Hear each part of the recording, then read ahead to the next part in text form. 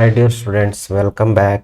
ಇವತ್ತಿನ ಕ್ಲಾಸಲ್ಲಿ numerical problems from the chapter atoms ತಗೊಳ್ಳೋಣ. ಓಕೆ, ಸೊ ಇದರಲ್ಲಿ first question, in a Geiger Marsden experiment what is the distance of closest approach of nucleus if 7.7 mega electron volt alpha particle before it comes momentarily to rest and reverses its direction ಅಂತ. So ಏನಾಗುತ್ತೆ, ನ್ಯೂಕ್ಲಿಯಸ್ಗೆ ಅದೇ direction ಅಲ್ಲಿ ಹೋಗುವಾಗ alpha ಪಾರ್ಟಿಕಲ್ಗೆ ಎಷ್ಟಿದೆ ಅಂತೆ kinetic energy. Alpha particle has got kinetic energy 7.7 mega electron volt ಅಷ್ಟು energy ಇರುತ್ತೆ. ಇದು ಪಾಸಿಟಿವ್ ಚಾರ್ಜು, ನ್ಯೂಕ್ಲಿಯಸ್ ಕೂಡ ಪಾಸಿಟಿವ್ ಚಾರ್ಜು. ಇದು ಹತ್ರ ಹೋದಂಗೆ ನ್ಯೂಕ್ಲಿಯಸ್ ಇದನ್ನೇನ್ ಮಾಡುತ್ತೆ, ರಿಪೆಲ್ ಮಾಡಕ್ ಟ್ರೈ ಮಾಡ್ತಾ ಇರುತ್ತೆ. ರಿಪೆಲ್ ಮಾಡ್ತಾ ಅದರ ಕೈನೆಟಿಕ್ ಎನರ್ಜಿ ಕಡಿಮೆ ಆಗ್ತಾ ಇರುತ್ತೆ. That kinetic energy is converted into potential energy. So kinetic energy ಕಡಿಮೆ ಆಗ್ತಾ ಇರುತ್ತೆ, ಪೊಟೆನ್ಷಿಯಲ್ ಎನರ್ಜಿ ಜಾಸ್ತಿ ಆಗ್ತಾ ಇರುತ್ತೆ.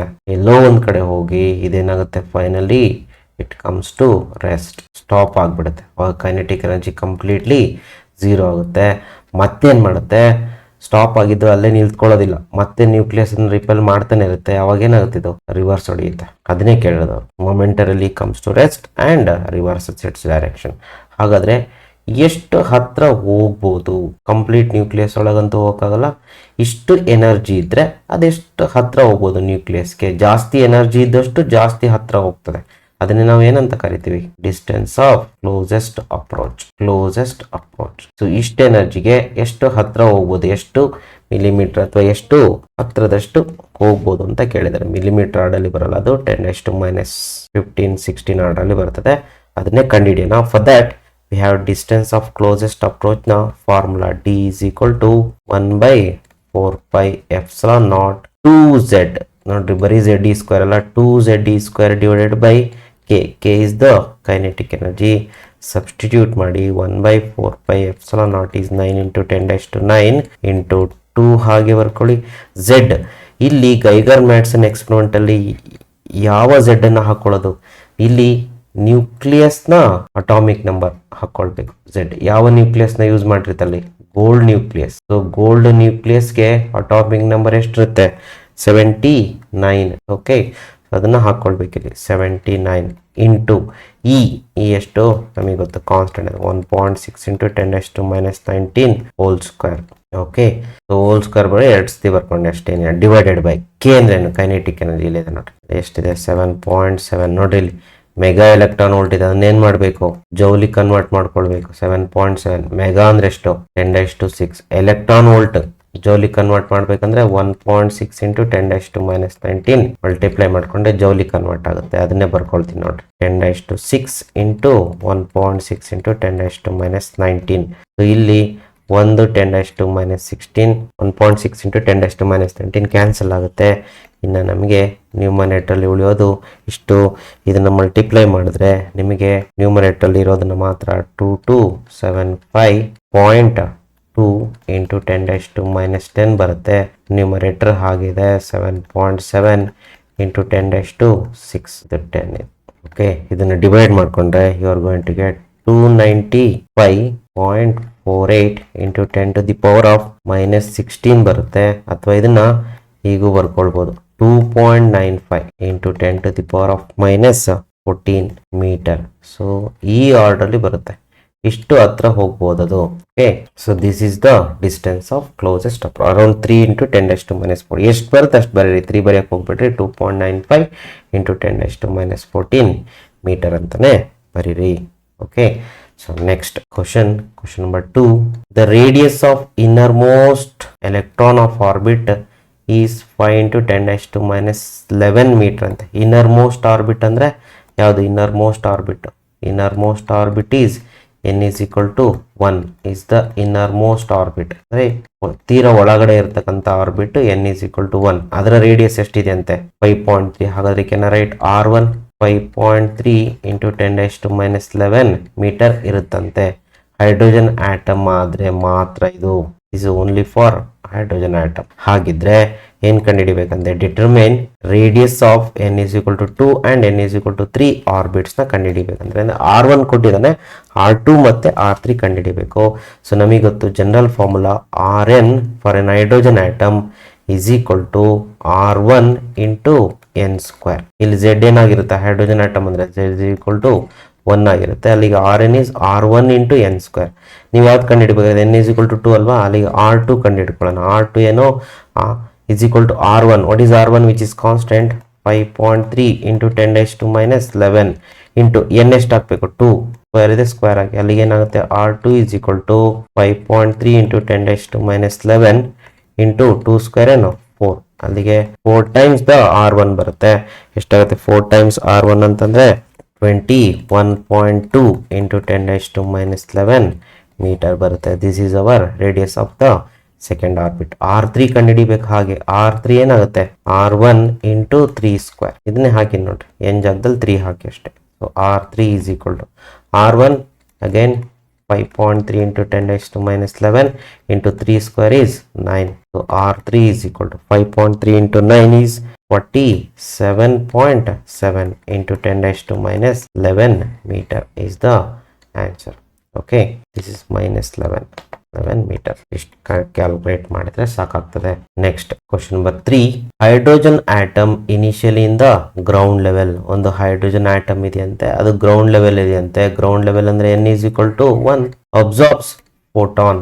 ಫೋಟಾನ್ ಅಬ್ಸಾರ್ಬ್ ಮಾಡ್ಕೊಂಡು ಏನಾಗುತ್ತೆ n is equal to 4 ಲೆವೆಲ್ಗೆ ಹೋಗುತ್ತಂತೆ. ಹಾಗಿದ್ರೆ ಈ ತರ ಇದೆ ನೋಡ್ರಿ, n is equal to 1, n is equal to 4th ಲೆವೆಲ್ಗೆ ಎಕ್ಸೈಟ್ ಆಗುತ್ತಂತೆ ಫಸ್ಟ್. ಆಮೇಲೆ ಏನಾಗುತ್ತಂತೆ ಅಲ್ಲಿಂದ ಬೀಳುತ್ತಂತೆ. ಬಿದ್ದಾಗ ಏನ್ ಕಂಡುಹಿಡಿಬೇಕಂತೆ, ಬಿದ್ದಾಗ ಏನಾಗುತ್ತೆ ಫೋಟಾನ್ ಎಮಿಟ್ ಆಗುತ್ತಾ, ಅದನ್ನೇ ಕೊಡ್ತಾರೆ ನೋಡಿ. Next determine the wave length and frequency of photon and ground state energy ಎಷ್ಟು ಕೊಟ್ಟಿದ್ದಾರೆ -13.6. ಗ್ರೌಂಡ್ ಸ್ಟೇಟ್ ಎನರ್ಜಿ ಅಂತಂದ್ರೆ E1 ಕೊಟ್ಟಿದ್ದಾರೆ ನಮಗೆ. E1 is given as -13.6 electron volt. ಇದು ಗ್ರೌಂಡ್ ಸ್ಟೇಟ್ ಎನರ್ಜಿ. ಇದು ಕೊಟ್ಟಿದ್ದಾರೆ ಅಂದ್ರೆ ಅರ್ಥ indirectly saying that use the formula En is equal to -13.6 n square electron volt ಅನ್ನ ಈ ಫಾರ್ಮುಲಾ ಯೂಸ್ ಮಾಡು ಅಂತ ಹೇಳ್ತಾನೆ ಇಂಡೈರೆಕ್ಟ್ ಆಗಿ. Okay, given. ಸೊ ಕಂಡುಹಿಡಿಯೋಣ ಹಾಗಾದ್ರೆ ಈ ಫಾರ್ಮುಲಾ ಯೂಸ್ ಮಾಡಿ. ಎಮಿಟೆಡ್ ಫೋಟಾನ್ ಯಾವಾಗಲೂ ಫ್ರೀಕ್ವೆನ್ಸಿ ಎಷ್ಟಿರುತ್ತೆ hν which is equal to higher energy level minus lower energy level E4 minus E1 ಇರುತ್ತೆ. ಹೌದಾ, ಅಲ್ಲಿಗೆ can write like this hν is equal to E4 minus E1. So hν ಇಲ್ಲೇ calculate ಮಾಡಬೇಡ, ಅಥವಾ E1 E4 ಕಂಡಿಡ್ಕೊಂಡ್ಬಿಡಿ. E1 ಅವನೇ ಕೊಟ್ಟಿದ್ದಾನೆ, E4 ಅಂತ ಕಂಡಿಡ್ಕೊಂಡ್ಬಿಡಿ. E4 ಹೇಗೆ ಕಂಡಿಡಿತಾರ -13.6 by n square. n square ಏನು 4 ಸ್ಕ್ವೇರ್. ಅಲ್ಲಿಗೆ E4 ಏನಾಗುತ್ತೆ -13.6 by 16. ಸೊ ಎಷ್ಟು ಬರುತ್ತೆ ಅಂದ್ರೆ -0.85 EV ಬರುತ್ತೆ. This is your E4 and this is E1 ಅವರೇ ಕೊಟ್ಬಿಟ್ಟಿದ್ದಾರೆ. ಸೊ ಈಗ ಫ್ರೀಕ್ವೆನ್ಸಿ ಆಫ್ ಫೋಟಾನ್ ಕಂಡುಹಿಡಿಯೋಣ. ಫ್ರೀಕ್ವೆನ್ಸಿ ಹೇಗೆ ಕಂಡುಹಿಡಿಯೋದು according to de Broglie hν is equal to E4 minus E1. So h ಎಷ್ಟು 6.6 into 10 raised to minus 34 Planck's constant. Nu ಹಾಗಿರ್ಲಿ. E4 ಏನಂತ ಬರೀಬಹುದು -0.85. ಈ ಮೈನಸ್ ಫಾರ್ಮುಲಾದು ಮೈನಸ್ E1 ಎಷ್ಟಿದೆ -13.6. ಇವೆರಡು ಯಂತ್ರದಲ್ಲಿ ಇರುತ್ತೆ, ಎಲೆಕ್ಟ್ರಾನ್ ವೋಲ್ಟ್ ಅಲ್ಲಿ ಇರುತ್ತೆ. ಅದನ್ನೇನ್ ಮಾಡಬೇಕು ಜೌಲಿಗೆ ಕನ್ವರ್ಟ್ ಮಾಡಲೇಬೇಕು SI ಸಿಸ್ಟಮ್ಗೆ. ಹಾಗಾದ್ರೆ ಏನ್ ಮಾಡಬೇಕು into 1.6 into 10 raised to minus 19 convert ಮಾಡ್ಕೊಂಡ್ರೆ ಜೌಲಿಗೆ ಕನ್ವರ್ಟ್ ಆಗುತ್ತೆ. ಅಲ್ಲಿಗೆ 6.6 into 10 raised to minus 34 is equal into new. ಹಾಗೆ ಇರಲಿ. ಇದೆರಡನ್ನು ಸಬ್ಟ್ರಾಕ್ಟ್ ಮಾಡಿದ್ರೆ ನಮಗೆ ಎಷ್ಟಾಗುತ್ತೆ ಅಂತಂದ್ರೆ 12 ಪಾಯಿಂಟ್ ಸಮಥಿಂಗ್ ಬರುತ್ತೆ. ಸೊ ನೀವು ನ್ಯೂನ ಕ್ಯಾಲ್ಕುಲೇಟ್ ಮಾಡಿದ್ರೆ you are going to get around 3.09 into 10 to the power of 15 hertz ಬರುತ್ತೆ. So this is the frequency of emitted photon. ಆಮೇಲೆ ಇದ್ರದ್ದು ವೇವ್ ಲೆಂತ್ ಕೂಡ ಕಂಡುಹಿಡಿಬೇಕಂತೆ. ವೇವ್ ಲೆಂತ್ ಹೆಂಗೆ ಕಂಡುಹಿಡಿಯೋದು, ಫೋಟಾನ್ದು ಫಾರ್ಮುಲಾ ಏನು, velocity of photon is equal to nu into lambda, ಅಥವಾ ಲ್ಯಾಂಬ್ಡಾ is equal to ಏನಾಗುತ್ತೆ c by ನ್ಯೂ. ಸಿ ಅಂದರೆ speed of photon equal to speed of light ಇರುತ್ತೆ. 3 into 10 raised to 8 divided by frequency 3.09 into 10 raised to 15. So ಇದು around 10 raised to minus 7 metre ಬರುತ್ತೆ. Answer divide ಮಾಡ್ಕೊಂಡ್ರೆ 1 point something into 10 raised to minus 7 metre is the wavelength of photon. Okay, can we take the next question? Yes. ಏನಿದೆ number 4, electron in a given Bohr orbit has total energy minus 1.5 electron volt.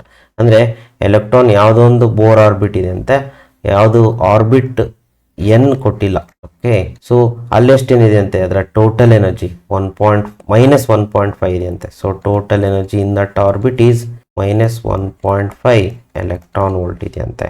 ಆಮೇಲೆ calculate its kinetic energy, ಹಾಗಾದರೆ ಅದರ kinetic energy, ಅದರ potential energy ಕಂಡುಹಿಡಿಬೇಕು. ಆಮೇಲೆ wavelength of emitted light when the electron makes a transition to ground state. Okay, ಇಲ್ಲೆಲ್ಲ ಒಂದು electron ಇದೆ, n is equal to ಗೊತ್ತಿಲ್ಲ, ಬಟ್ ಎಲ್ಲಿಂದ ಎಲ್ಲಿಗೆ ಟ್ರಾನ್ಸಿಷನ್ ಆಗುತ್ತಂತೆ, ಗ್ರೌಂಡ್ ಸ್ಟೇಟ್. ಗ್ರೌಂಡ್ ಸ್ಟೇಟ್ ಅಂದ್ರೆ ಕೆನೆಟಿಕ್ n11 ಎಲ್ಲಿಂದ ಜಂಪ್ ಆಗಿದೆ, n2 ಗೊತ್ತಿಲ್ಲ. ಜಂಪ್ ಆದಾಗ ಏನಾಗುತ್ತಂತೆ, ಫೋಟಾನ್ ಎಮಿಟ್ ಆಗುತ್ತಂತೆ. ಈ ಫೋಟಾನ್ ಏನ್ ಕಂಡುಹಿಡಿಬೇಕು, ವೇವ್ ಲೆಂತ್ ಕಂಡುಹಿಡಿಬೇಕು. ಸೊ ಎಲ್ಲಿಂದ ಎಲ್ಲಿಗೆ ಜಂಪ್ ಆಯ್ತು ಗೊತ್ತಾಯ್ತು, ಎಲ್ಲಿಂದ ಜಂಪ್ ಆಗಿದೆ ಅದನ್ನ ಕಂಡುಹಿಡ್ಕೊಳ್ಬೇಕು. ಅದಕ್ಕೆ ನಮಗೆ ಸಪೋರ್ಟಿಂಗ್ ಏನ್ ಕೊಟ್ಟವ್ರೆ, ಇದರಲ್ಲಿರ್ತಕ್ಕಂಥ ಎನರ್ಜಿ ಕೊಟ್ಟವನೆ, ಎಷ್ಟು -1.5 EV. ಜೊತೆಗೆ ಇನ್ನೇನು ಕೊಟ್ಟವನು ನೋಡ್ರಿ, ಗ್ರೌಂಡ್ ಸ್ಟೇಟ್ ಎನರ್ಜಿ ಕೊಟ್ಟವನೆ E1, ಅದು ಯಾವಾಗಲೂ -13.6 ಎಲೆಕ್ಟ್ರಾನ್ ವೋಲ್ಟ್ ಇದೆ. ಸೊ ಇದಕ್ಕೆ ಕರೆಸ್ಪಾಂಡಿಂಗ್ ಎನ್ ಕಂಡುಹಿಡ್ಕೊಳ್ಬೇಕು. ಹೇಗೆ ಕಂಡುಹಿಡ್ಕೊಳ್ಳೋದು ಅಂದರೆ, use the formula En is equal to -13.6 by n². ಈಗ En ಎಷ್ಟಿದೆ, -1.5 ಇದೆ, it's is equal to -13.6 by n² ಅನ್ನೋನ್ ಕಂಡುಹಿಡಿಬೇಕು. ಅಲ್ಲಿಗೆ n² ಏನು ಬರುತ್ತೆ, ಅರೌಂಡ್ 9 ಬರುತ್ತೆ. ಡಿವೈಡ್ ಮಾಡಿದೆ +9, ಅಥವಾ n ಈಸ್ ಈಕ್ವಲ್ ಟು ಏನು 3. ಹಾಗಾದರೆ ಇದೆಷ್ಟನೇ energy level, third energy level electron energy ಎಷ್ಟಿರುತ್ತೆ, E3 ಈಸ್ -1.5. ಹಾಗಾದರೆ ಮೂರನೇ ಲೆವೆಲಿಂದ 1ನೇ ಲೆವೆಲ್ಗೆ ಜಂಪ್ ಆಗಿದೆ ಅಂತ ಅದರ ಅರ್ಥ. ಹಾಗಾದ್ರೆ ಎಮಿಟೆಡ್ ಫೋಟಾನ್ ಈಸಿಯಾಗಿ ಕಂಡುಹಿಡ್ಕೊಳ್ಬಹುದು. ಅದಕ್ಕಿಂತ ಮುಂಚೆ ನಾವೇನು ಕಂಡುಹಿಡಬೇಕು, ಫಸ್ಟ್ ಒನ್ ಕೈನೆಟಿಕ್ ಎನರ್ಜಿ, ಆಮೇಲೆ ಪೊಟೆನ್ಷಿಯಲ್. ಫಸ್ಟ್ ಕೈನೆಟಿಕ್ ಎನರ್ಜಿ ಕಂಡುಹಿಡ್ಕೊಳ್ಳೋಣ. ಸೊ ಟೋಟಲ್ ಎನರ್ಜಿ ಗೊತ್ತು, ಅದೇ ಸ್ಟೇಟಲ್ಲಿ ಟೋಟಲ್ ಎನರ್ಜಿ ಎಷ್ಟಿದೆ, -1.5. ಇಲ್ಲಿರ್ತಕ್ಕಂಥ ಕೈನೆಟಿಕ್ ಎನರ್ಜಿ, ಇಲ್ಲಿರ್ತಕ್ಕಂಥ ಪೊಟೆನ್ಷಿಯಲ್ ಎನರ್ಜಿನ ಕಂಡುಹಿಡಿಯಕ್ಕೆ ಕೇಳಿದವರು, ಎಲ್ಲಿತ್ತು ಅಲ್ಲಿ. ಓಕೆ, ಸೊ ಥರ್ಡ್ ಸ್ಟೇಟಲ್ಲಿ ಹೆಂಗೆ ಕಂಡುಹಿಡಿಯೋದು ಅಂದರೆ ಈಸಿ. ಸೊ ಕೈನೆಟಿಕ್ ಎನರ್ಜಿ ಮತ್ತು ಪೊಟೆನ್ಷಿಯಲ್ ಟೋಟಲ್ ಎನರ್ಜಿ ಹೇಗೆ ರಿಲೇಟ್ ಆಗಿದೆ, minus of total energy, because we have learnt already this one, minus of what is total energy, -1.5. ಅಲ್ಲಿಗೆ ಏನಾಗುತ್ತೆ, +1.5 electron volt is the kinetic energy in that state. And second one, potential energy is double the total energy. Potential energy is equal to double the total energy minus 1.5. ಅಲ್ಲಿಗೆ ಏನಾಗುತ್ತೆ, minus plus ಕರೆಕ್ಟಾಗಿ ಬರ್ಕೊಳ್ಳಿ, -3 electron volt is the potential energy in that state.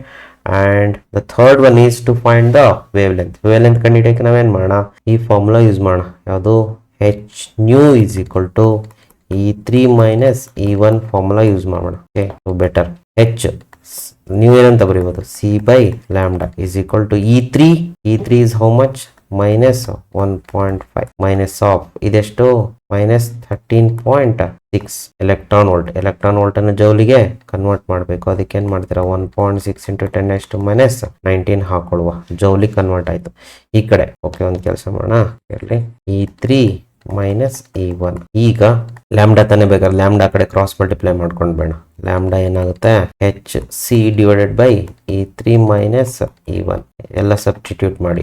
H ಎಷ್ಟು, 6.6 × 10⁻34 into C 3 × 10⁸ divided by E3 is -1.5 minus of E1 is -13.6. Electron volt ಇರೋದ್ರಿಂದ convert ಮಾಡ್ಕೊಳ್ಬೇಕು, 1.6 × 10⁻19 ಜೌಲಿ convert ಮಾಡ್ಕೊಳ್ಬೇಕು. ಅವಾಗ ನಮಗೆ wavelength comes out to be 1.0255 × 10⁻7 metre ಬರುತ್ತೆ. ಅಥವಾ ಇದನ್ನೇನಂತ ಬರೀಬೋದು, 102.55 shift ಮಾಡಿಕೊಂಡ್ರೆ ಏನಾಗುತ್ತೆ, -7 becomes -9 which is nanometre. ನಿಮಗೆ ಗೊತ್ತಾಗ್ಲಿಲ್ಲ ಅಂದರೆ ಇದನ್ನೇ ಇಡೀ ಶಿಫ್ಟ್ ಮಾಡಕ್ಕೆ ಹೋಗ್ಬೇಡ್ರಿ. So this is the wavelength of emitted photon. So ಇದಕ್ಕೆ ಇನ್ನೊಂದು ಫಾರ್ಮುಲಾ ಅವಾಗಲೇ ಬರ್ಕೊಂಡಲ್ಲ, ಅದನ್ನು ಬರ್ಕೊಳ್ಬೋದು. ಏನು, 1/λ is equal to r into 1/n1² minus 1/n2² use ಮಾಡ್ಬೋದು. ನಾನು ಇದನ್ನು ಯಾಕೆ ಯೂಸ್ ಮಾಡಿಲ್ಲ ಅಂದರೆ, has not given the Rydberg constant. Answer same ಬರುತ್ತೆ, ಬಟ್ ರಿಡ್ಬರ್ಗ್ ಕಾನ್ಸ್ಟೆಂಟ್ ಕೊಟ್ಟಾಗ ಏನು ಮಾಡಿ, ಈ ಫಾರ್ಮುಲಾ ಯೂಸ್ ಮಾಡಿ. ಎನರ್ಜಿ ಕೊಟ್ಟಾಗ ಈ ಫಾರ್ಮುಲಾ ಯೂಸ್ ಮಾಡಿ ಅಷ್ಟೆ. ಓಕೆ, ಎರಡಕ್ಕೂ ಆನ್ಸರ್ ಸೇಮ್ ಬರೋದೆ. ಓಕೆ, ನಾವು this completes 5 marks numerical problems from the chapter atoms. So ಅಲ್ಲಿಗೆ ನಮ್ಗಿನ್ನು 2 ಚಾಪ್ಟರ್ ಉಳ್ಕೊಳ್ಳುತ್ತೆ, ನ್ಯೂಕ್ಲಿಯೈ ಮತ್ತೆ ಸೆಮಿ ಕಂಡಕ್ಟರ್. ಅದನ್ನ ನೆಕ್ಸ್ಟ್ ವಿಡಿಯೋದಲ್ಲಿ ಕಂಟಿನ್ಯೂ ಮಾಡುವ. Thank you for watching the video. See you in the next video.